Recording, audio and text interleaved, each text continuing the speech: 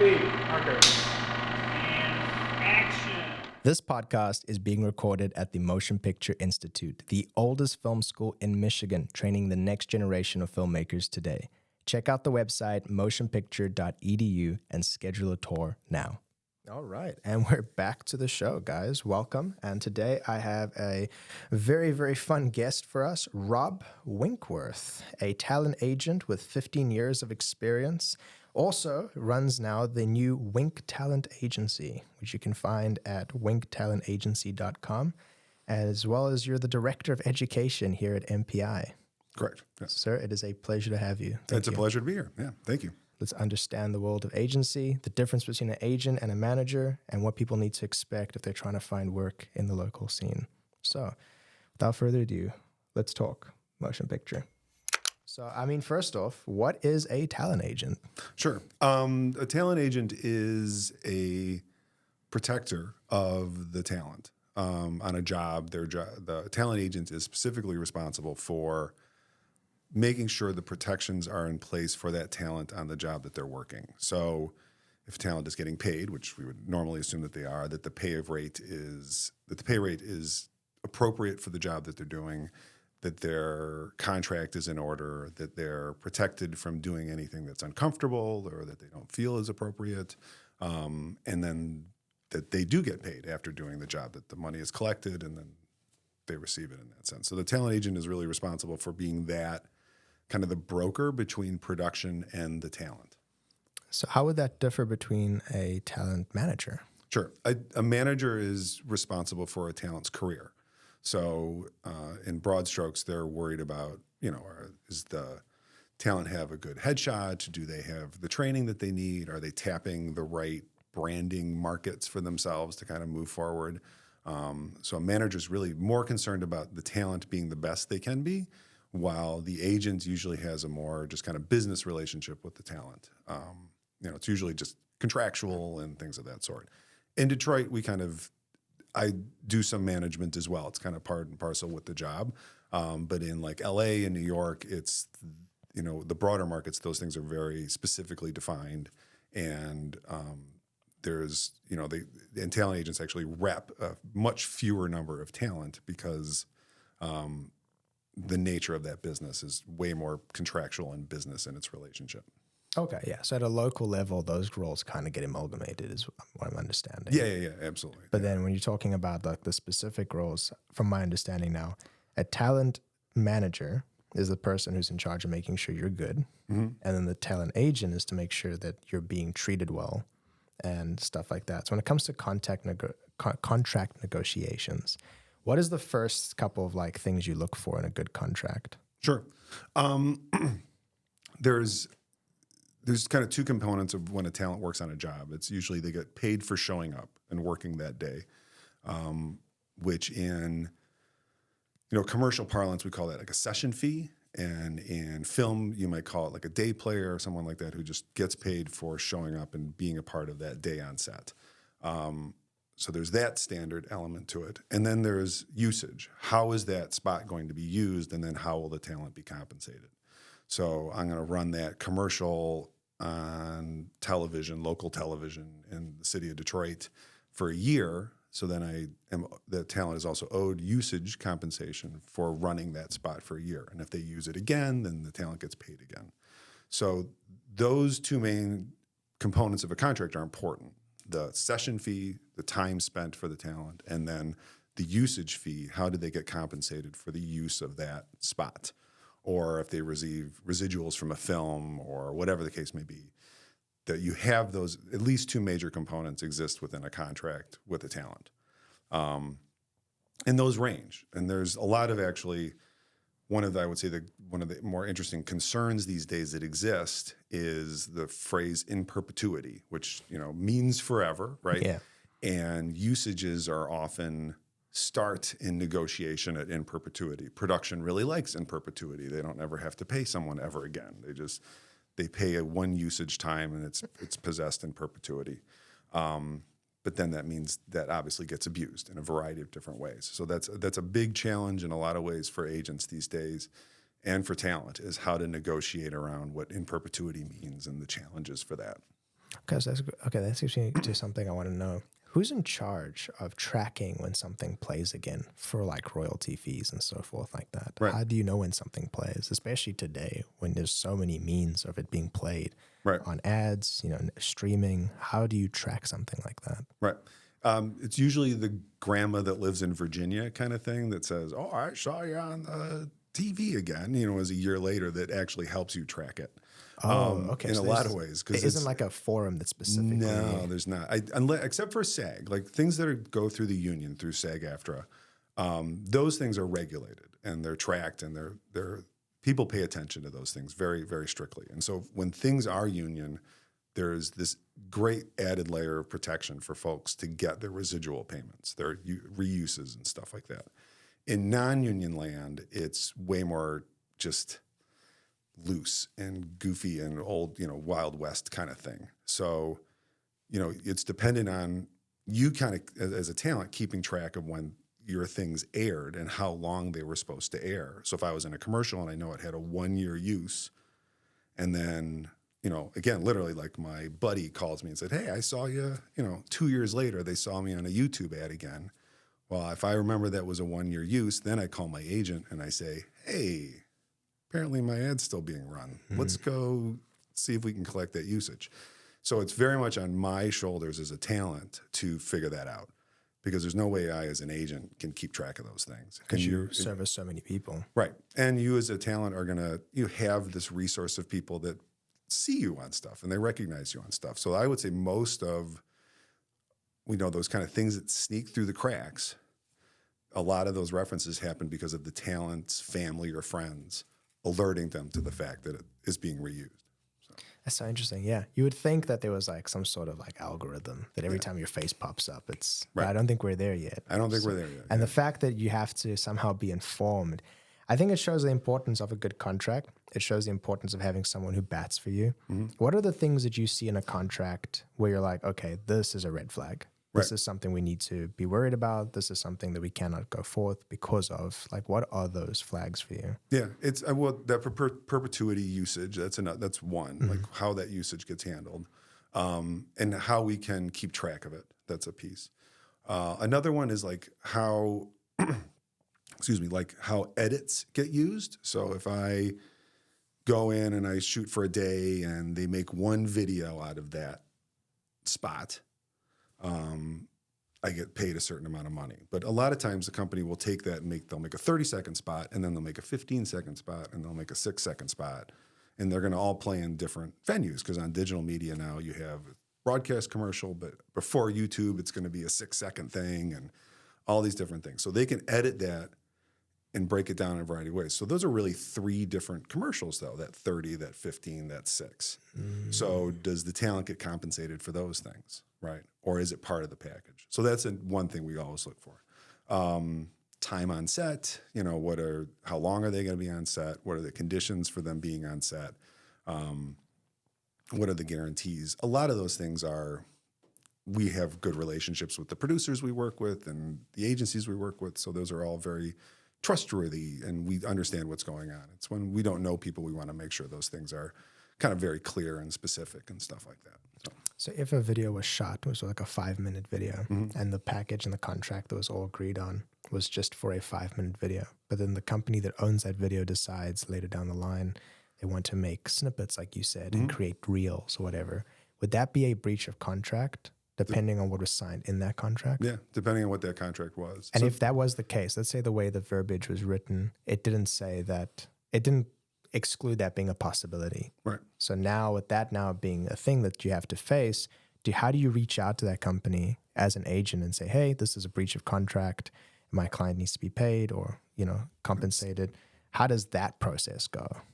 Literally exactly that. You call them up just and an email? Hey, yeah, it's an email. I try to usually do it as a phone call first. So there's no lawyers involved at this point? Nah. Okay. No. It's because it's usually cool. Like, again, Detroit's a small market. It's actually a very close market. We all know each other, even if we're represented by different agencies and have different production companies we work with.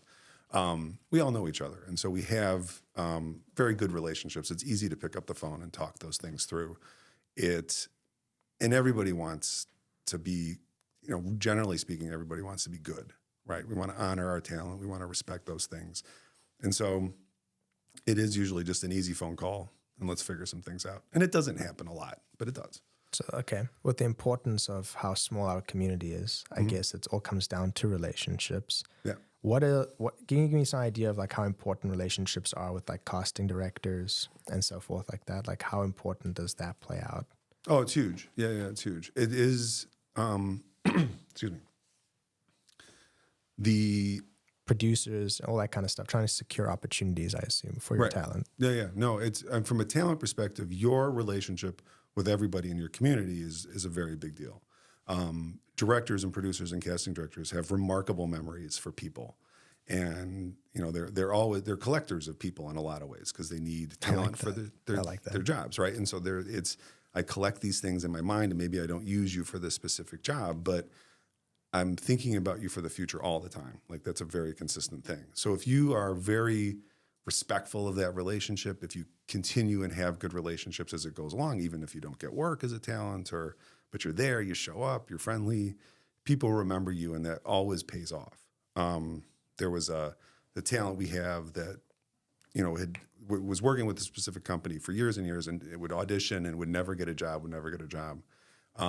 but finally this one job happened, and they were so excited that they could hire this talent because they've loved him for years, and it was this moment finally created. And it's because he kept showing up, he kept auditioning, they loved what he did, but they needed the right thing to fit. The importance of consistency, right?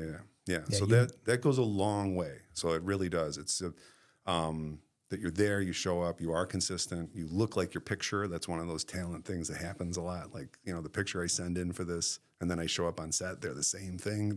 That's a really big deal. So all those things really translate well. So, okay, perfect. Give me some tips then that we can give to actors on broadcast now.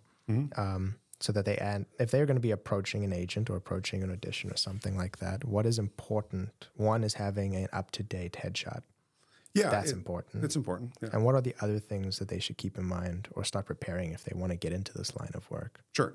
And on that headshot question, I would say it's important that it's an updated headshot, but it doesn't have to be professional, right? It doesn't have to start professional. It can be very expensive to have a good headshot. It can be like $350 for a good, kind of 3-look headshot session kind of thing. That's pretty typical in that ballpark. But it can just be a good picture you take with yourself, with your iPhone or whatever the case may be. But it should be clear and of you, and it should be natural. That's a very important thing. The tendency in the market is to move away from things looking too polished or touched up, or they really like that just kind of natural look on people. They want to see what they look like in real life. But that's usually the good first step for kind of getting work. You don't need a resume. You don't really need experience in our market, especially. You don't, obviously, if you're going to go to LA, do you need experience? Yeah. Do you need a professional headshot? Yeah. You can't. Otherwise, there's nothing there. I mean, it's very, very difficult business to get into if you're a tenured actor and that has stuff. So, but in Detroit, it's a simpler step. It doesn't really require much. Interest in wanting to do it, obviously, is a big piece. Understanding that the job happens randomly. You get an email and they want pictures in 24 hours for you to shoot in a week, and you have to be able to adapt to that. That's a big deal. That's a big challenge for people that I don't think they appreciate right away when they want to get into it. But commercial work operates that way, or film work operates that way. All of a sudden there's an opportunity, you got to jump on it. So being prepared for that idea and what that means is an important step. And then out of that, besides the headshot and besides kind of the preparation for that goofiness, talent these days are very responsible for their portfolios, their other pictures that represent them. If they have an acting reel, maintaining that acting reel, they would just show things they've been in, their resume. Being posted and out there and represented in a variety of different ways is a way for a talent that really wants to get into the industry, a way to keep working. Can you break that down for me real quick? Sure. So there's a couple of websites that exist in the world. One of them is Actors Access, and there's another one called Backstage, I know. Backstage is one of them, yeah. And then what's the third? I can't think of the third at the moment. That are kind of significantly used where a talent can register and put their profile online. And they can be registered with an agent or not. It doesn't necessarily, they don't need an agent to put themselves out there in space. And major films are posted through those projects, and commercials are posted through those projects. So an agent like myself can submit talent through those websites, but a talent can also submit themselves for certain projects as well. But that's maintaining a lot of profiles. It's like having, yet another social media profile that you have to worry about and maintain, because you want your materials to be up to date and recorded and all that stuff. And again, like you said, consistency is key. If I am consistently showing up, I'm doing all the right things, then it makes it easier for my agent to trust me or for the producer to trust me in that situation. So that talent have to do that in a variety of different ways. They have to do it for me as an agent, but then they have to do it on Actors Access. They have to do it on the other websites, et cetera. So for actors who are trying to get started at a local level now, here like in Michigan, Detroit, Metro Detroit area, if they're trying to get started, obviously, I think we do need to be realistic with what type of work is out there. There isn't a lot of narrative work in Michigan. No. It is mainly commercial. Mostly commercial and industrial film with like educational film. Is that most of the work you do? Okay, so most of it is at an industrial level, okay, and commercial. So then my next question is, if someone's trying to get involved in this local workspace, someone's trying to find work as an actor, and hopefully, permanent work, so they don't have to do like another type of job. What type of presence should they have when they're trying to be online and stuff like that? Right. Because obviously brands care about, they're being aligned with someone that has a good appearance. Absolutely. Right. So like what type of like advice or caution would you give talent coming up in that space? Sure. Everybody these days, before they get a job, before they get hired by a company, gets their social media looked at. So it's always going to happen. So every company, we just did something for Adobe that was a really neat shoot, and I'm sure everybody on that group got looked at that was going to be showing up on set. Did their social media profiles reflect someone that they would like to be representing their product? So being aware that your social media profiles are neutral in some respects, right? Safe, fun, positive, but are also probably not overly opinionated in one direction or the other, and probably reflect. It doesn't necessarily have to mean like goodness or anything like that, but I think it's just that they're positive, right? Those are going to be things that are going to work in your favor. And so that's the social media kind of preparation for that in that respect. The other thing about if they really want to work in the industry and they want to just work in the industry is you have to be willing to travel. You have to be willing to be represented by different agencies in different markets. The folks that I know that have found a way to just be actors or models, they're represented by several agencies in the area. Oh, wow. They travel to Chicago to audition frequently. Because that's kind of a standard of expectation in Chicago more than it is in Detroit. And they have to be ready to move. They have to go, there's a job in Atlanta, so I'm going to drive to Atlanta and go do that job. And then there's a job in Louisville, and then back to Detroit, and then over to Chicago. So, okay, what is your experience with SAG then? SAG being the Screen Actors Guild. What is your experience with them? The agency I worked with, I was a SAG franchised agent. That was a SAG franchised agency. Which permitted us to represent SAG talent. So I've had lots of experience with that.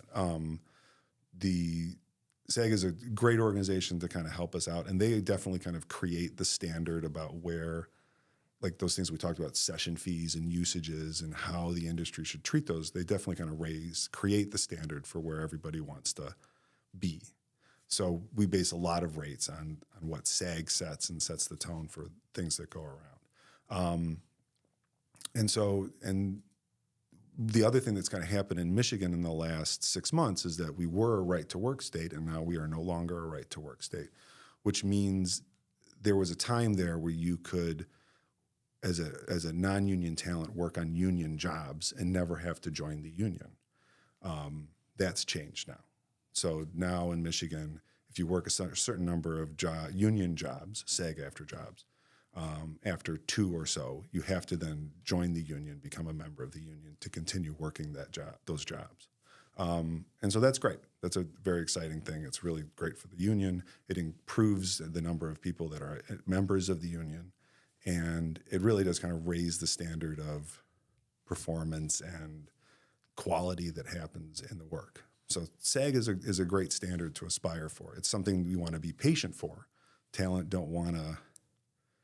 have to take their time and kind of earn that right to join. And there are certain times when you need to kind of be patient and you don't want to just join right away. Detroit is a very strong non-union market because of that right to work stuff that happened previously. So it's going to take some time for us to really build our strong union membership again, but it'll happen. So what does it take to join SAG? What is like the criteria? Because I know I have some acting friends who are working on getting SAG. What's the word? SAG. SAG card or SAG membership. Yeah, there's another term where you're like SAG acceptable. You get to a certain point where SAG eligible. Thank you, SAG eligible. They work on a certain number of films. They get a certain number of credits, and then eventually you get that email where you're eligible to join SAG. Right. I guess the important question is, when do you think an actor should really consider joining SAG? Right. Because sometimes you get offered it too early, right? You don't have enough work. Right. So when do you think they should bite that bullet and join the union? For sure. It's usually on your second SAG job that you get the letter and the invitation and all that good stuff. On the second. So it's on the third you have to join kind of thing. But that's called SAG eligible or SAG E when your next job would be to join. And that's a great place to be as an actor because then you can choose to join on that next job or you can stay non-union and get more access to jobs. Again, SAG jobs have better pay, better residual, better tracking, and all that other good stuff. It does also cost money to join SAG. I think in Michigan, and this is probably totally wrong, but it's like $2,200 or $2,500 to join the first time you join SAG, and then there's a yearly fee after that. So it's slightly expensive to make that first plunge. So we try to recommend, if you're going to join SAG, try to have that first job kind of pay for it a little bit too. Make sure you're making enough money on that first gig to cover your membership fees, your dues, so that it's an easier transition. So that's one of the components to it. If it's really early in your career, you do want to take your time before you join the union to make sure you build your resume. It's easier to build your resume as a non-union actor than a union actor. So you want to kind of build those credits. And that resume is important in film a lot. If I want to find good work in film, having a resume that shows I have experience in film is a big deal. Your resume for commercial work isn't as significant as it is for film. So. And I suppose now with the tax incentives being brought back into like the fold, and they're working on it constantly. Right. If that gets pushed through and they bring back the tax incentives, how will that affect your job specifically as a talent agent? Will there be like an influx? Is there going to be like a big overall, or will it depends on what the incentive is. I don't think it's going to be as generous as it was last time, which is a good thing. That brought in a ton of people. Like when that hit, when was that? 10 years ago or whenever. Yeah, it was like right before the last Transformers, I think. Yeah. Just like a flood of people came back to Michigan because they knew it was going to inspire a lot of growth because it was a very generous tax incentive. And so lots of people kind of moved into the state to kind of take advantage of that, as well as productions. And then as that went away, they've kind of filtered back out. I don't think the new one would bring that influx. One, because lots of other states around here have tax incentives. Two, B, I think our tax incentive is going to be comparable to theirs. So there's going to be more like what a lot of other people are. So there's not going to be this kind of draw to be of lots of people to come take economic advantage of the state of Michigan. I think it's going to be much more kind of broader appeal, and it's going to be better for the state as a result of it. So we will definitely see an uptick in film work for sure, which is a ton of fun.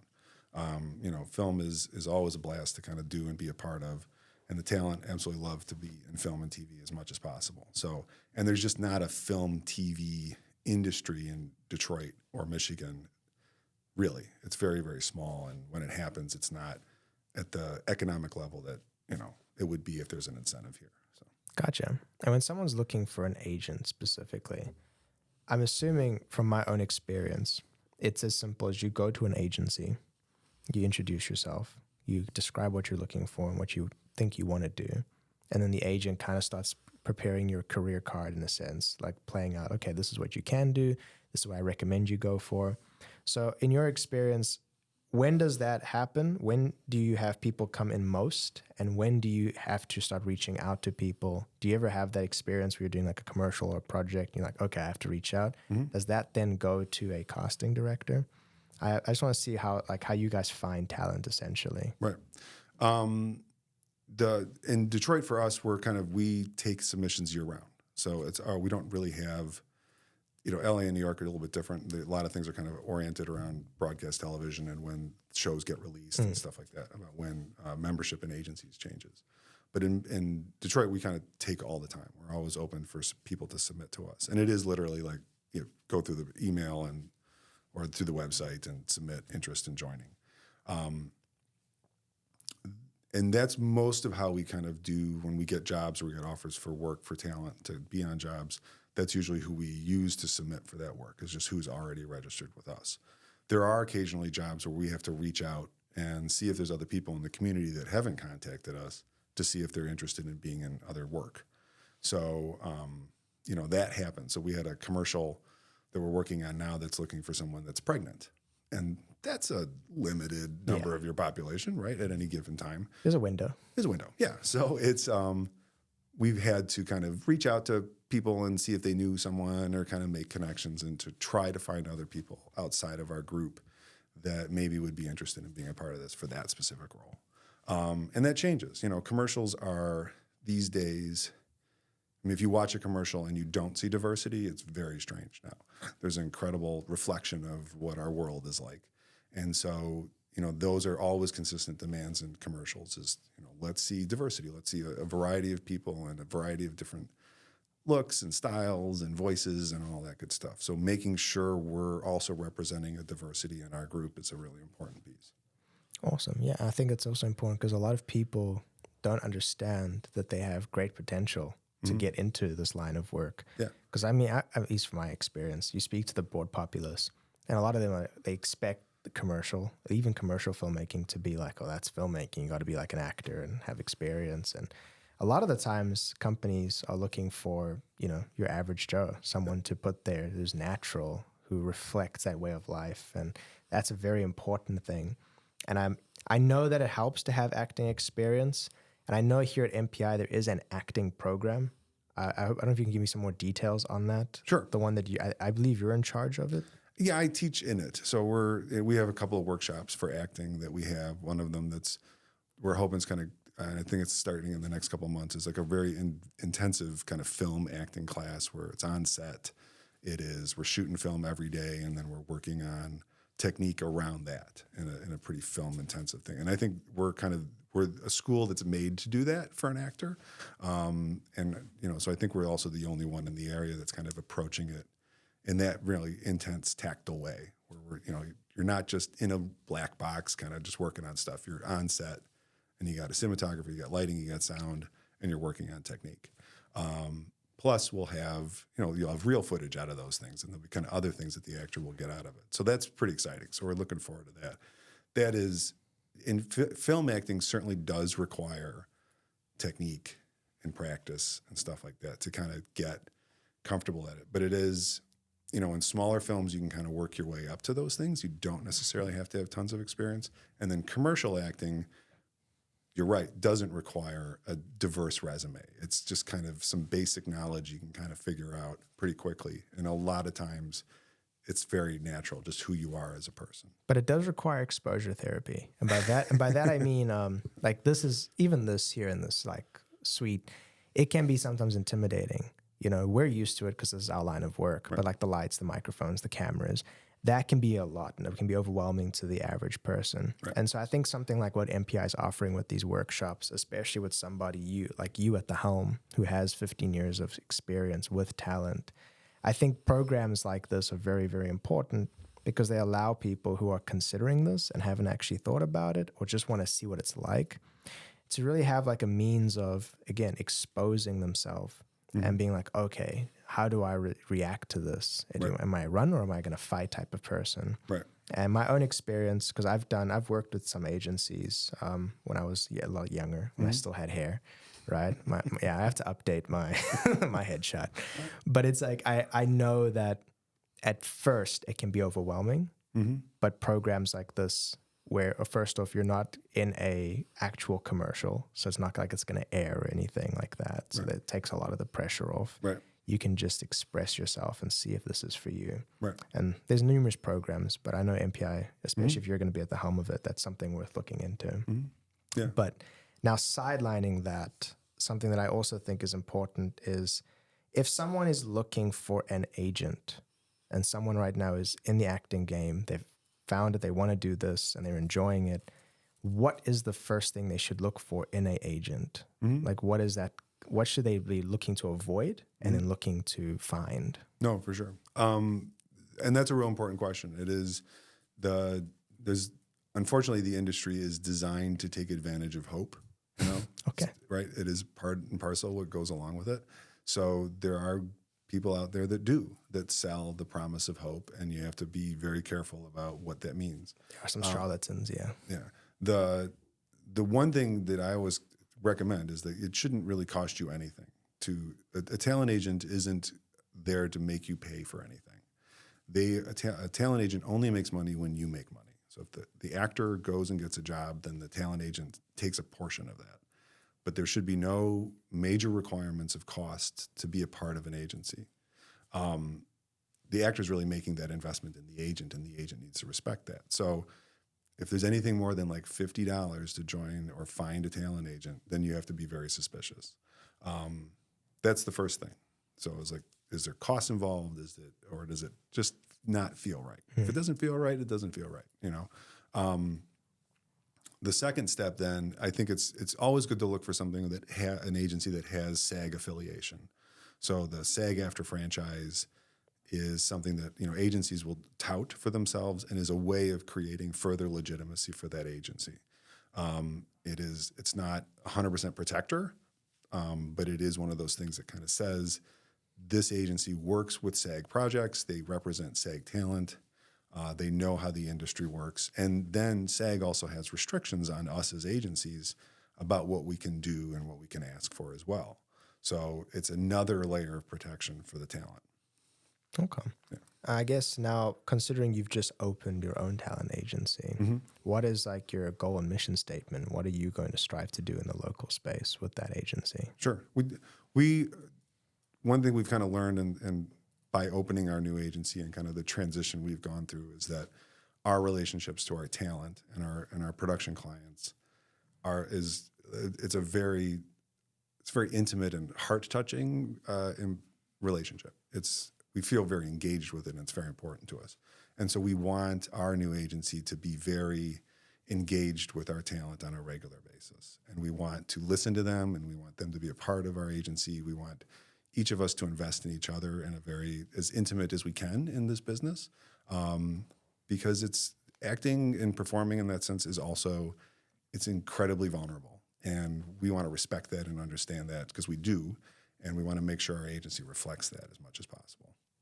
And what is a good percentage cut that you would say is when it makes sense and when it doesn't make sense? When an agent takes a percentage cut, which is how they make profit. Right. Yeah, anything more than 20% you're going to be nervous about. Okay. The SAG standard is 10%, and that kind of depends on what the job is. There's like there can be scale or scale plus 10. Scale means you get paid for what that job is, and then your agent takes 10% out of that money. That you get scale minus 10, and then when jobs are scale plus 10, it means you get the fee for that job, and then your agent gets 10% in addition to that. That's SAG standard, and then non-union standard is usually between 10 and 20%, depending on the job and what it is. In modeling, it's usually around 20%. In commercial acting, it's 10 or 15%. And what's the biggest obstacles that you have as a talent agency, especially as a new one? What is the things that you're going to have to overcome starting off? Sure.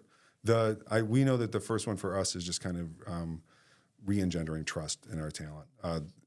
Some of our talent at the agency previous, they were affected by not getting paid. And that's a gut-wrenching story, and it's not a great story, but it's an unfortunate story that happens sometimes in the industry. And so helping to kind of engender trust for us and as our new agency is going to be really important for us to build that trust. And that's going to happen through transparency with us as an agency about how we make money and how that's getting used and what our goals are as an agency going forward, and having the talent to be a part of that. Then the next obstacles there are just growing and, kind of bringing the right number of talent that we need to have in our agency, and to do it right, and to do it technologically sophisticated. That's a piece that we want to figure out how to do correctly. So we're excited about having a good software, basically. And it sounds kind of cheesy, but it's going to be a big deal for us because it's makes things smooth and operational. No, the user experience cannot be underestimated. Yeah, right. yeah. When people like using your stuff, people are going to use your stuff. Right. Yeah. I think that's interesting. So when it comes to payment is it always coming through the client, or does it go through the agency first? It depends on the situation. Okay. Some jobs will get paid directly to the talent, and then some jobs will get paid to the agency, and then the agency will take their percentage and then pay the talent. So something I've experienced here as an independent filmmaker in Metro Detroit, I've worked with some actors who are part of agencies in Ohio and New York and like Los Angeles and stuff. And when we cast them, in our short films, which a lot of the time, there's no budget. It's a lot of handshakes and hot dogs. Right. They love the script. They want to do the film. And then I always find the situation where I'm like, are we going to get in trouble? Because I don't want to get an email from some LA agency like, hey, our client was in this film. You have to now pay these dividends and all that stuff. Right. I have been told by the same talent, however, as long as they're not getting paid, there's like this weird proxy space they can operate in where they can just keep adding it to their reel, which allows them to still work, find stuff to populate their resume, Right. which then makes them look better when they go for other jobs. Is this something that you would recommend people still do? People should look out and try help out student filmmakers and be associated in those arenas. And why would you? Oh, for sure. Insist on people trying that. Right. Yeah. I think getting involved in student film is great. I think low budget feature or short film. I think being involved in those things, I think, is great experience, exactly for what you're saying, for fleshing out that resume, but also just getting better at your craft and exploring things. And then especially if you're going to be a Detroit resident or live in this area, you're going to find the film projects that you can get and be a part of. And I think that's essential experience. You have to kind of go through those steps. Is it something I recommend for everyone? I mean, then it's personal choice. And a lot of the things it's always, in the industry in general, the talent has the power, and they need to be empowered to make those decisions as best for themselves. And so, as far as saying, is it a wise decision for one person or for a global group of people? I think it is. But it kind of does depend on that specific talent too, what they're comfortable with, what they want to do, and what excites them to do their work. So, okay. Now, speaking comfortability, if an actor if you're the talent agent and you're writing this contract, or you're going over the contract that's been written by the production company, is the agent the one who puts in like all the parameters of the actor's like expectations and list of demands? Is that what the agent does? Okay, so the agent's the one who's in charge of, okay, she wants the green M&Ms or whatever. Yeah, okay. Right. I just want to know. That was a personal question for myself when I start actually getting to that level of filmmaking. I'm like, who do I need to worry about? Who's going to be like, okay, she deserves a bowl of green M&Ms. If there's a yellow M&M in there, she will walk off. Right. Curious about that. Yeah, but the other thing I would say to that is that as the individual, as the subcontractor in that situation, you have the power to ask for that too. And I think that's, and I'm sure you've seen it as just working crew on a set, and there's this normal everyday waiver contract that you have to fill out and then move on. You have the power to cross things out. You have the power to I'm only going to sign this if this is true. That we like to think that I think we kind of often forget that we have that legal power to represent ourselves and advocate for ourselves all the time. So you don't need an agent to do that. You don't need an agent to say, heck, I'm not going to do this. That's ridiculous. Or you should pay me more, or whatever the case may be. That power is in your hands. And I try to say that to talent as much as possible too, when I invite them for work that I know is not great. Maybe it's got that in perpetuity thing we talked about before, or it's got a challenging rate. There are tiers. Sometimes you got to do those jobs to kind of gain experience, very much like what you're talking about. But there is a time to kind of say no, or there is a time to say, I'll do this, but they're going to have to pay me this. That's great. I mean, those things are great for us to know, and it's great to be your own advocate in those times.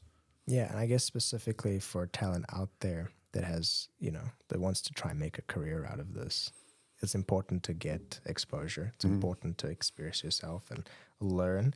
And also, I think it's important that you just allow yourself to kind of go through the bad experiences, because then you kind of know what to avoid. Yeah.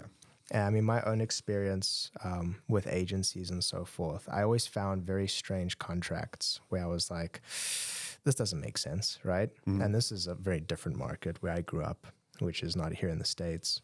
So I guess we spoke a little bit about this on the phone, and I want to pretty much close off on this topic is since doing the podcast, I've been getting a lot of comments on like my voice and doing voice work. And it sounds appealing, but I wouldn't know where to start. So I guess for everyone listening, let's obviously treat this like a conversation, me having my first consultation. And how would you coach me through how should I go about it, starting, and what to expect and what to do to prepare myself for actually I'm going to take a career in this? Sure, as a voice talent. Yeah, that's kind of voice, in that journey. voice talent, right? Yeah. I mean, one of the things, and it's not so much in voice, you've kind of gone through a filtering process already, though, to know that your voice has appeal, right? And that's important, right? And that's a big deal, because voice is one of those things that everyone thinks they can do, or a lot of people think they can do. It sounds easy.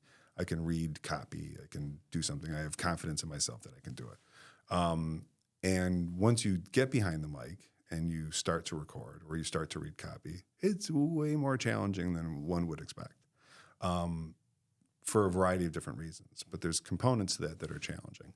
So you've gone through that process already. One of the things that we recommend to people that are just wanting to start out in voice is to try to take a class. Okay. Take a voiceover class and see what the teacher thinks. Do you let them help you in the filtering process? Is this something you can do? Is this something you're comfortable with? Do you have an understanding of the subtlety of what you need to do with your voice for certain situations? There's a high sale commercial, there's a hospital commercial, there's a pharmacy commercial. All of those things kind of have different tones of voice and different approaches. Can you understand how you need to affect those changes as a voice artist? My guess is you have a good understanding of kind of where that is. If you live in voice, you've kind of already begun that process. Then after that, it becomes, is it worth getting a voice reel that kind of shows your talent to kind of go and get an agent or to use that reel as an audition tool? A voice reel is a nice thing to have. It's not a requirement and it's not a complicated thing, but it shows that you have an understanding of those things you could do with your voice. There's voice reels for commercial work, for industrial work, for audiobooks. All of those things kind of have different expectations as well. And then it's probably identifying what are those markets that exist that you're interested in to use with your voice. So what markets would you be interested in using with your voice? The person specifically who listened to the podcast and was like, dude, you have to do something with this. He was like, you should just do audiobooks or something. I'm not quite sure what it's called, but it's like bedtime stories from what I understand. Yeah, people like listening to melodic voices to fall asleep. Right. And I was like, man, that sounds like an awesome job, right? Just to sit there and read these stories, right? And then the rabbit walked into the street, right? I feel like that could be a fun way to make a living, right? And I mean, as also myself here in the Metro Detroit area, it's all part of the grind. You're trying to do work and find work. Right. I have acting experience. I went to an arts high school, right? So I did a little bit of drama and stuff like that. And I also grew up in that school and before that with theater background. So I've done Shakespeare and all that stuff. And a lot of that was very educational. But the most acting I've done out of my art school experience was with MPI. I've auditioned for MPI short films. I've met some really incredibly talented people. And I've gotten to showcase my talents in short films that I've played at festivals, that have just lived on YouTube, right? But it's like, I have that. And that's very fulfilling.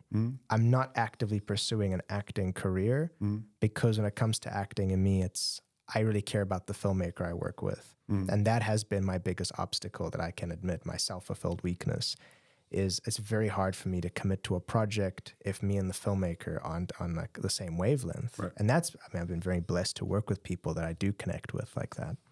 But also, I'm a filmmaker, so I rather would pursue that and then have acting as something when I meet that right person, Right. I'll dive into. With voice acting, though, I don't think I'll have that as much of that hindrance because in terms of commitment, it's a matter of one, knowing how to use the voice, like you said, and then two, it's a matter of just, I mean, equipment and time. I assume most voice talent either self-record or then are paid to go to a studio and record with the production company, I would assume. And if I was to do something like an audiobook, I don't know how that would play out. But that's something I'm interested in because it sounds like something I can squeeze in my schedule. Whereas, you know, with acting in person, you have to be in person, sometimes on the other side of the state. Yeah. And right now with my schedule, I feel like that would be a conflict of interest for me. For sure. Yeah. So, no, voice is very much that nowadays. It's a home recording situation. It's even audiobook is that way a lot of the time where you just record it at home and then send it back. It depends on the audiobook company, you know, kind of how they kind of do that. Or because there's almost always a director and a producer listening in to those things for audiobooks, especially just to kind of maintain consistency and all you like that extra, you know, couple ears listening in on that. I would say like from that standpoint, the really good, consistent voiceover artists that are recording at home, which again is another thing that producers are always expecting a little bit more these days than they used to. There's a piece of software out there called Source Connect, which allows a studio to connect with the voiceover artist at home. Interesting. Yeah, and it's a not inexpensive piece of software. It has a significant monthly fee kind of thing, and it's not something you just want to get for fun. It's something you want to get if you're getting regular work.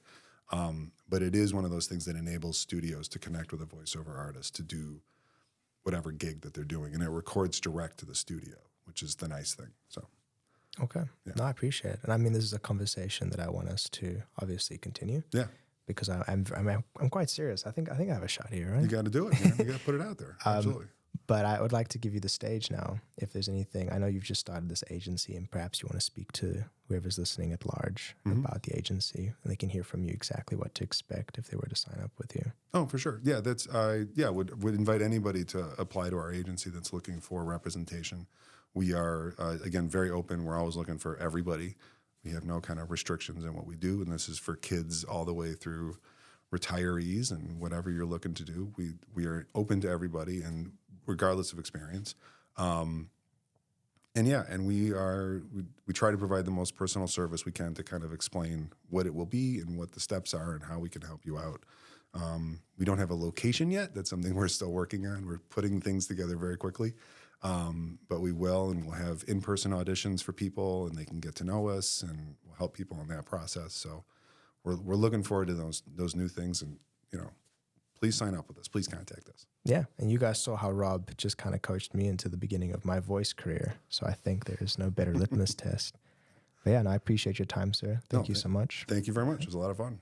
Let's talk motion picture. This podcast is brought to you by Motion Picture Institute, a film school located in Troy, Michigan.